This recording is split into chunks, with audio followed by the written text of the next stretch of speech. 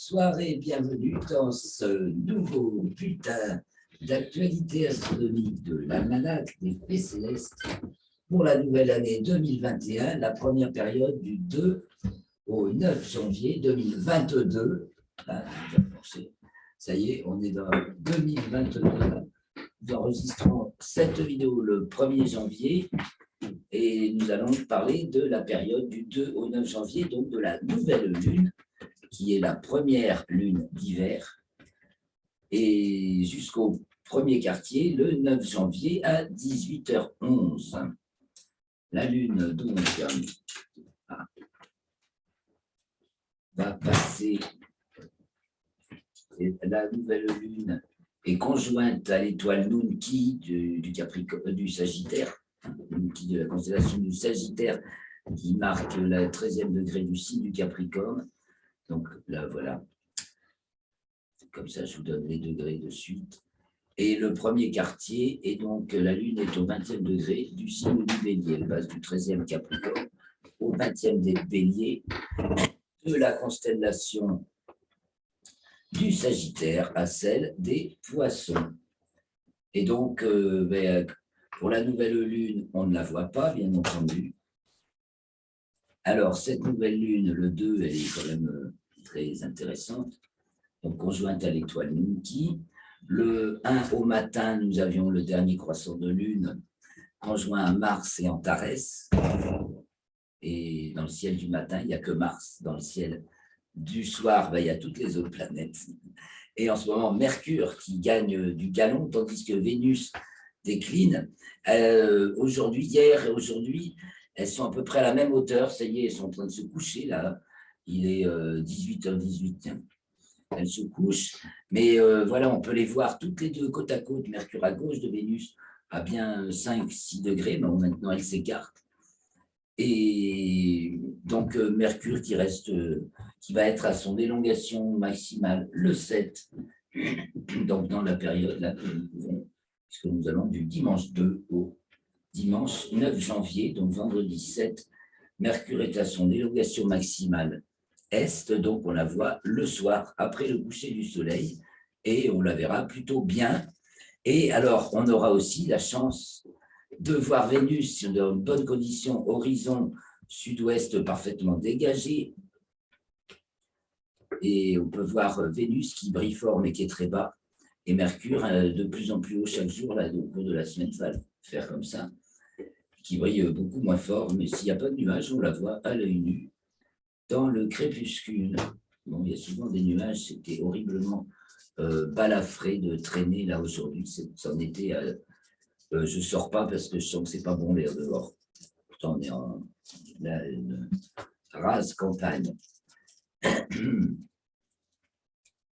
Voilà pour cette semaine. Donc, il va y avoir le 9, la conjonction inférieure de Vénus.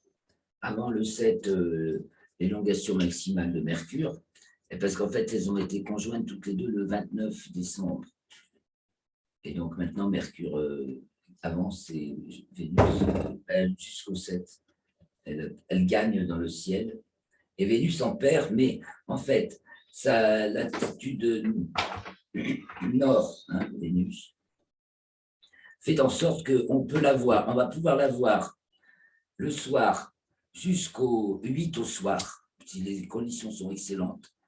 Le 9, elle est en conjonction inférieure, c'est à 1h47, conjointe au Soleil, donc en Soleil, Vénus, Terre.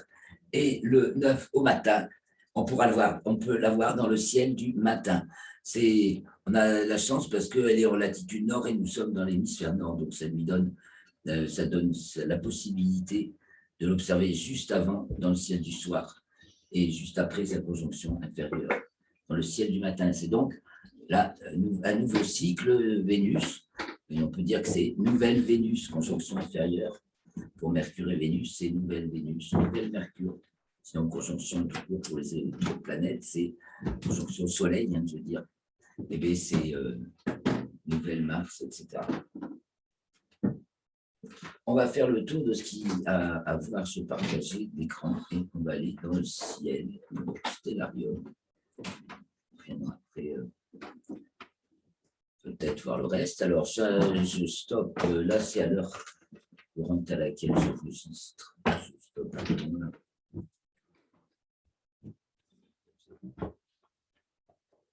Et voilà. Donc, le ciel en début de nuit, nous sommes donc là le 1er janvier. Donc, la période commence le 2. Je vais mettre un horizon océan parce que pour bien voir Mercure et Vénus, il faut que l'horizon soit bien dégagé. Donc, sur Stellarium, je choisis horizon océan. Parce qu'on va à Vénus, il faut vraiment la voir au ras de l'horizon de plus en plus chaque soir jusqu'au 9, tandis que Mercure s'élève un petit peu, vous voyez. Donc là, 18h22, voilà, il faut voir ça entre 18h et 18h30, Vénus se couche et Mercure 5-10 minutes plus tard. Alors, on voit très vite, bien sûr, Jupiter, donc on voit de partout. Allez, tu veux parler? Prends Oui, il y a des nuages, mais bon, on ne peut pas les voir. Ah oui, alors nous, hier soir, on les a bien vus. Là, sur le Lévezou, Ah ouais. je suis. On voit Vénus, là on a vu Vénus parce qu'elle brille fort. C'est vrai que Mercure était derrière les nuages aussi. Il y a beaucoup de nuages justement à l'horizon. On voit Jupiter, bien sûr, après on distingue Saturne. Et donc justement, on va commencer par regarder ça. L'étoile qu'on voit en bas de Jupiter, c'est Faux-Maillot. On va voir la Lune conjointe à toute cette kyrielle de planètes au cours de la semaine. Ça commence le 3, elle est conjointe à Vénus, donc pour le premier croissant, n'est-ce pas? Le 3, elle est conjointe à Vénus à 9h12 dans le plan équatorial, 10h59 dans le plan écliptique. Donc Vénus est vachement au-dessus de la Lune, en fait. Alors on va y aller. Donc là, c'est le 1 au soir. Alors je vais le 2. Le 2, vous voyez l'écart que prend Mercure et que prennent Mercure et Vénus. Donc le 2. Le 3 à Vénus est déjà couché. Il va falloir quelques minutes de plus. Quelques minutes de moins, je veux dire. Il faut que j'efface. Il ne faut pas que j'affiche les satellites, parce qu'il y en a beaucoup. Donc, 18h17, 18h15, il va falloir 18h15 pour choper Vénus le 3 au ras de l'horizon. Puis alors, je vais le mettre un peu plus tôt chaque jour, si on veut voir Vénus quand même, c'est 18h. Et vous voyez, donc, elle est conjointe au premier croissant de lune, donc le 3 à 18h. On dit à partir de 17h31, mais alors vraiment, c'est trop lumineux, le soleil se couche juste. Donc, ça n'est pas possible. Aux alentours de 17h40, là, c'était ça, 59. Donc, Vénus brille fort, donc on la voit. Et la Lune, il faut sans doute des jumelles. Vous voyez la configuration. Le 3 au soir, premier croissant assez délicat à voir avec, à chercher avec des jumelles. Du fait de la latitude encore sud de la Lune. Il me semble bien qu'elle est en latitude sud. Ah ben, elle vient d'atteindre sa déclinaison minimale, de toute façon, donc elle est très bas. Et donc voilà pourquoi Vénus est plus haute et qu'on voit difficilement cette conjonction, là où on ne la voit pas. Elle est donc d'abord conjointe à Vénus, le 3, à 10h59, dans le plan écliptique. Ensuite, elle est conjointe à Pluton. Alors, on va se donner le plaisir de voir où est Pluton. Vous voyez, Vénus, Pluton, Lune. Je trace l'écliptique. Voilà, Pluton est en dessous. Vénus est largement au-dessus. Mercure est en dessous. Et la Lune est bien en dessous. Là, elle démarre la semaine. Donc, à sa déclinaison minimale. Et elle a à peine entamé de remonter en latitude. Donc, elle remonte. Elle remonte tout au cours de la semaine. Elle remonte, mais par de bas. Et donc voilà, ici, le 3 au soir, on verra pas grand-chose de tout ça, très certainement. On peut voir Vénus, le plus facile, ce sera de voir Vénus. Parce que le premier croissant de lune, ce sera difficile. Et de soir en soir, alors je me mets à 18h10, allez. De soir en soir, alors le lendemain, la lune aura monté dans le ciel, ce sera beaucoup plus facile. Là, c'est Pluton sur ça.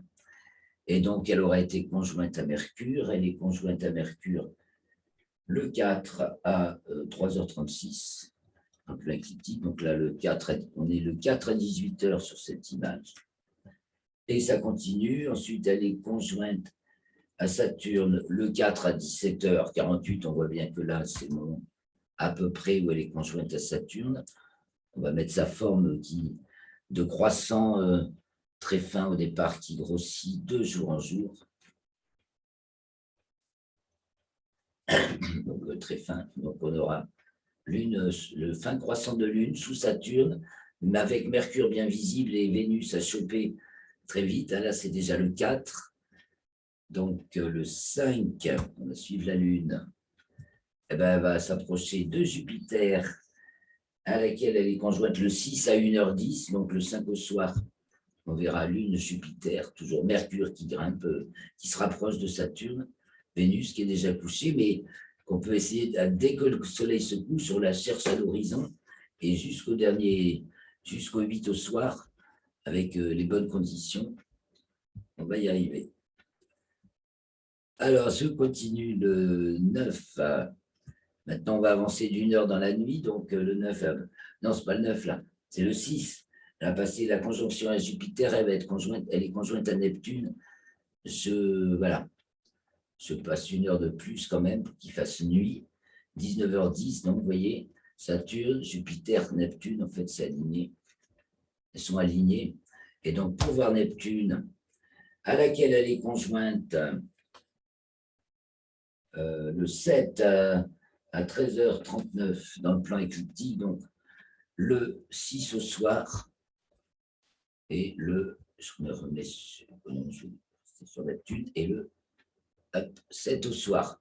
C'est le 7 au soir qu'on voit, oui, c'est plus proche, qu'on voit la Lune qui se trouve donc juste en dessous de Neptune dans le ciel. Ça fait ça, la Lune, et donc Neptune est là. Je la retrouver, ouais. Saturne, Jupiter, Neptune, c'est à peu près équidistant, et donc voilà notre croissant de Lune tel qu'on le verra au début de la nuit, au sud-ouest, déjà sur le couchant, le 7 janvier au soir, donc le vendredi 7 janvier. Et puis, elle est ensuite, c'est tout, elle sera conjointe à Uranus le 10. On va le retrouver au premier quartier, c'est donc le 9, donc on va aller jusqu'au 9. Donc voilà la Lune, je me remets sur la Lune, le 7 à 19h10, le 8, le 9 à 19h10, oui, elle se rapproche d'Uranus. Elle est donc là en premier quartier. On va dessiner un peu les constellations. Elle est donc devant la constellation des Poissons. Elle vient d'être conjointe à Neptune qui est par là. Et on va voir un petit peu ce ciel magnifique, ce ciel d'hiver là où on a été gâtés. On a été gâtés pour le Nouvel An. Nous ici, on a même eu une étoile filante à minuit pile au-dessus de la maison. On est sorti regarder les étoiles. Paf, une étoile filante. Minuit, c'est trop bien. C'est un bon signe. Alors, on va regarder le ciel du début de nuit, même un peu plus tard dans la nuit. Enfin, on va défaire le début de la nuit déjà. Mais comme la Lune va être occupée de plus en plus au début de la nuit, on va s'intéresser plus après au ciel de minuit. Alors, on va regarder d'abord ceux qui se couchent en début de nuit. Voilà, quand Saturne qui va se coucher de bonne heure maintenant. Donc, en fait, on a du côté du couchant le grand triangle de l'été, Véga, Deneb et Altaïr Oleg, ici, là, sous le bandeau. Bandeau, ici, voilà. Véga, Deneb et Altaïr qui sont sur le couchant, Altaïr à peu près à l'ouest. Bon, les heures passent, on fait le tour. Alors, on regarde vers le nord, où est la grande ours. Là, au début de nuit, la petite casserole est pendouille et pendouillée à sa queue, avec le dragon qui passe en dessous. Et on a la grande ours qui commence à remonter. et Capella du cocher qui est déjà bien haute. Et alors, on est dans la période des quadrantides, donc ces étoiles filantes qui, au cours de la nuit, j'avance d'une heure. Oui, il faut les voir en début et surtout en fin de nuit quand même. 21h, ça y remonte à partir de 22h. Le radian. Donc, qui va avoir son maximum le 3, vers 20h35, maximum des quadrantides, qui est un essaim d'étoiles filantes. Le quadrantide, c'était l'ancienne constellation du Cadran, qui n'a pas été retenue par l'Union astronomique internationale quand ils sont définis les constellations. Donc, c'est à côté du Bouvier, n'est-ce pas? Ça empiète, en fait. C'est sur la constellation du Bouvier, actuellement. Donc, entre le Bouvier et le Dragon, et la tête de l'ours, on a les quadrantides. Le radiant des quadrantides diffuse, bien sûr, dans tous les sens. On a aussi les léominorides de décembre. Donc, dès que la Lune est couchée, il y a toutes ces étoiles filantes. Là, c'est le 10, je suis allé un peu loin, jusqu'au 9, attendez. Mais les léominorides de décembre, c'est de décembre au 4 février. Donc, le 9, 0h10, donc c'est pratiquement au milieu de la nuit. On a les delta Cancrides près de l'amas de la Crèche, d'ailleurs, le radian. Voilà. Ici, c'est la constellation du Cancer, entre le Lion qui se lève. Donc là, il est minuit. Hein. Le Lion, c'est bien élevé, avec Régulus. On voit bien la tête de l'hydre, et puis surtout les Gémeaux. Là, on voit Pollux et Castor. Et on fait une ligne Pollux, Régulus, et là, au milieu, il y a l'amas de la Crèche, en plus à côté duquel il y a le radian de l'essaim des étoiles filantes delta Cancride. Et donc, il est par là, l'amas de la Crèche. Et ça, tout ça, c'est très joli. On a regardé ça aux jumelles hier. Vous voyez, il est là.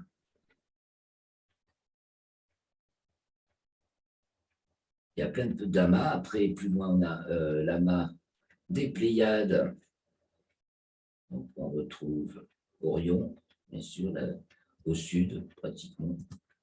On retrouve au milieu 0h. Oui, c'est déjà passé maintenant. Orion culmine en début de nuit, hein, une fois passé Noël. Orion culmine en première moitié de nuit. Donc, on a Sirius à minuit qui passe au méridien, donc qui brille le plus fort et qui passe au plus haut. Et puis, on voit donc Orion avec les trois mages, Rigel en bas, Bételgeuse, la rouge en haut.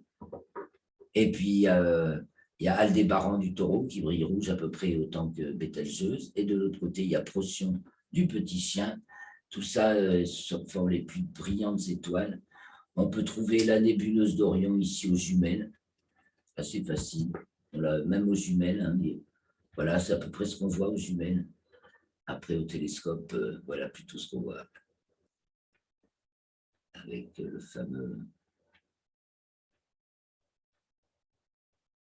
le fameux trapèze. Et ici, je crois. Voilà pour 0h. Et donc, faisons un peu le tour du ciel. Qu'est-ce qui culmine? Qu'est-ce qui est au zénith chez nous? Alors, le zénith. Capella est pas loin du zénith, très très haut dans le ciel, mais là, ce n'est pas le minuit vraiment. Le minuit, maintenant, il est autour de 0h55, hein, parce qu'avec l'équation de temps qui galope, qui fait galoper le jour vers le matin jusqu'au février, ça se décale. Le midi vrai se décale pratiquement d'une minute chaque jour, là, ou une minute tous les 2 jours, il se décale par rapport au midi moyen. Donc, il doit être minuit vers 0h55, et donc midi vers... Donc, je vais avancer quelques minutes jusqu'à 0h55 pour être au minuit vrai. Voilà. Donc, voilà notre ciel du minuit vrai. J'ai mis Et donc, les Gémeaux sont très, très hauts. Et puis, ça, c'est le lézard qui passe. Alors, un petit tour du côté, Orion, le taureau, Capella, tout ça déjà basculé du côté de l'ouest, vous voyez. Et c'est vraiment un ciel splendide. Et on peut suivre la Voie lactée d'hiver, Cassiopée, Persée, donc Persée, dont le bras conduit sur les Pléiades. Et alors, c'est vraiment une enfilade d'étoiles magnifiques aussi. Et puis après, des Pléiades, on reprend l'alignement Pléiades, Aldébaran, Mage et Sirius. Voilà, alors on va aller dans le ciel du matin. Hein. Donc, un beau ciel, puisque avec un croissant de lune de plus en plus gros chaque soir qui se couche en début de nuit, donc à partir de minuit, 11h minuit, il y a un ciel sans lune et des étoiles filantes. S'il n'y a pas de nuages ou de voiles désagréables, c'est un régal le ciel en ce moment. Il y a la comète Léonard, maintenant qui fuit les cieux de l'hémisphère nord. Elle est quand même vachement au sud, donc on ne peut plus trop espérer la voir. Ah, il va y avoir aussi une occultation d'étoiles par la Lune, c'est vrai. Je n'ai peut-être pas marqué là, mais je peux la retrouver. Je crois que j'ai oublié de la noter aujourd'hui, je l'ai remarqué. Occultation d'étoiles par la Lune, et avant, le ciel du matin. Puis après, on reviendra peut-être sur l'occultation d'étoiles par la Lune.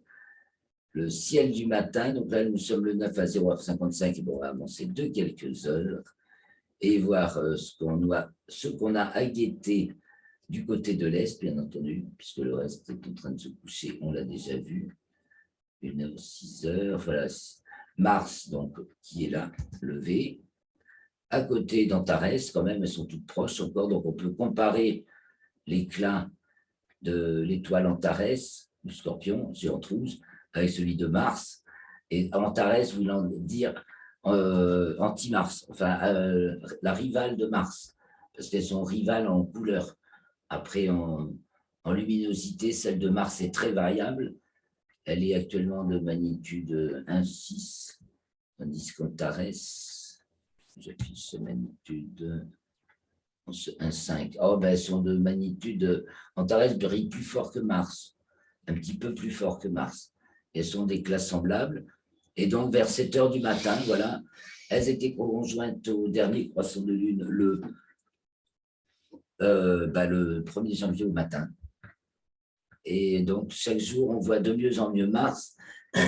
Et on voit aussi de mieux en mieux Antares, puisqu'elle se lève 4 minutes plus tôt que la veille, chaque jour. Mars, on a un petit peu d'avance aussi chaque semaine, mais elle s'éloigne d'Antares. Elle n'est pas prête de rétrograder. Donc voilà, qu'est-ce que je voulais signaler également. Ah oui, la semaine met la Nouvelle-Calédonie à l'honneur, puisque le tout premier croissant de lune est visible en Nouvelle-Calédonie le... Je vais le noter là aussi, décidément. Je l'ai retenu, mais je ne l'ai pas noté au bon endroit. Alors, je ne vais pas aller vous le chercher dans le noir, là. Et donc, c'est le 3, pour nous, à 1h du matin, à peu près. Hein, c'est le soir en Nouvelle-Calédonie. Et le 8, le soleil passe ou repasse au zénith à Nouméa à midi. Il culmine au zénith à Nouméa à midi. Voilà 2 petits détails qui mettent cette semaine la Nouvelle-Calédonie à l'honneur. C'est au sud. Et oui, c'est au sud ou au sud. nord? C'est au sud. C'est au sud, ouais. C'est au sud, donc le soleil passe au zénith en début décembre et le 8 janvier. Ouais, donc, ça fait 3 petites semaines avant et après le solstice. Donc, de mi-décembre au 8 janvier, il culmine du côté du sud, alors que d'habitude, il culmine du côté du nord, alors que d'habitude, il culmine du côté du sud. Non, c'est le contraire. Là, je suis du 8 décembre, il culmine du côté du sud, alors que le reste du temps, il culmine du côté du nord. 8 décembre, début janvier, donc c'est 8 janvier. Et on finit donc en beauté la semaine avec l'élongation maximale est de Mercure, qui fait qu'on la voit bien dans le ciel du soir, et la conjonction inférieure de Vénus, qui se produit le 9, donc, à 1h47, le jour du premier quartier. Donc, ça va être bien marquant, tout ça, quand on voit déjà toute cette kyrielle de conjonction,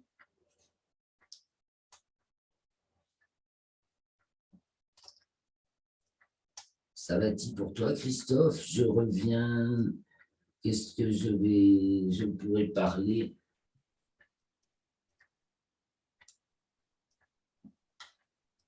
Je ne vais pas mettre un document complet cette semaine. Je pense que je vais avoir bien de la peine à y arriver parce que je vais être encore en voyage. Donc, je ne peux pas vraiment faire tout comme d'habitude. De moins en moins. Puis alors, donc l'année, il y a plein de choses de renouveau là. Je vais entretenir le contact avec ces vidéos, le ciel de la semaine, les commentaires astrologiques. Je vais me concentrer là-dessus pour pouvoir me dégager du temps pour faire le reste. En particulier le bouquin, normalement. Voilà la grande nouvelle. C'est que je vais me concentrer dans l'écriture d'un premier livre. Je vais me faire aider, normalement, pour y arriver vite et bien. Pas perdre de temps. Et être efficace et percuté. Et pour faire comprendre qu'est-ce que c'est que le psoriastre et quel intérêt surtout ça a d'avoir un outil conceptuel qui permette d'envisager à la fois soi-même et les autres, le monde et l'univers. Basé, bien sûr, qui vérifie tout ça à la fois. Est-ce que tu veux qu'on regarde il y a une occultation, oui, mais il faut que j'aille chercher le bouquin, je ne sais où il est. Alors, il y a une occultation d'étoiles par la Lune, mais je ne vais pas noter. Donc, il faut que j'aille chercher le bouquin. Il n'est pas là, c'est pas très loin, une petite seconde, on va regarder ça, c'est rigolo.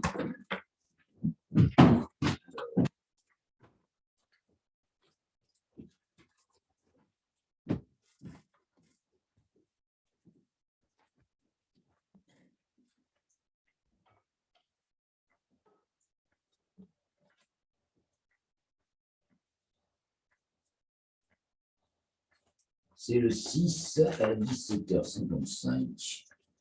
Étoile 71 Aquarius.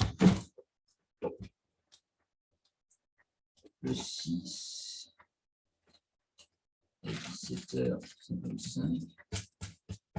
Déjà, il fait encore jour. Chercher 71. Voilà. Okay. Il ne faut pas que ma lune soit augmentée. C'est son taille réelle. Et je vais grossir et on va voir que l'étoile, alors pour chez nous, ce n'est pas exactement à 17h55, mais sans doute une ou deux minutes plus tard, l'étoile réapparaît du côté éclairé. Alors, donc, ce n'est pas très intéressant à observer, sauf que la Lune n'est pas encore très brillante, donc on peut observer cette réapparition de l'étoile par la Lune à 18h. Donc, selon là où on habite, eh bien, il faut mieux s'y préparer dès 17h50 en France métropolitaine. Mais ce qui va être plus intéressant lors d'une occultation, c'est que la Lune disparaisse du côté ombre, donc quand elle est croissante.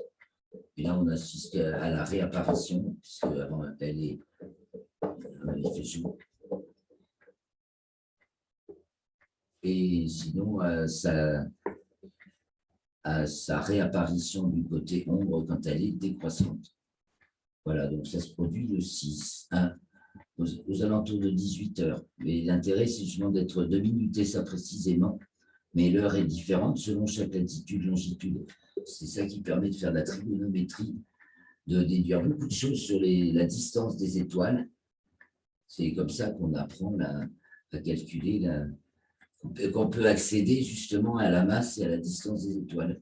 Parce que surtout, dès qu'elles sont doubles, et qu'on observe ce genre de phénomène sur une étoile double, le décalage entre la réapparition des deux composantes de l'étoile va donner des informations capitales pour obtenir la masse et la distance de l'étoile.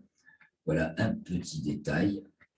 Je m'arrête là pour ce moment. On va parler un petit peu de l'actualité astronautique, même si je n'ai pas eu le temps de tout suivre.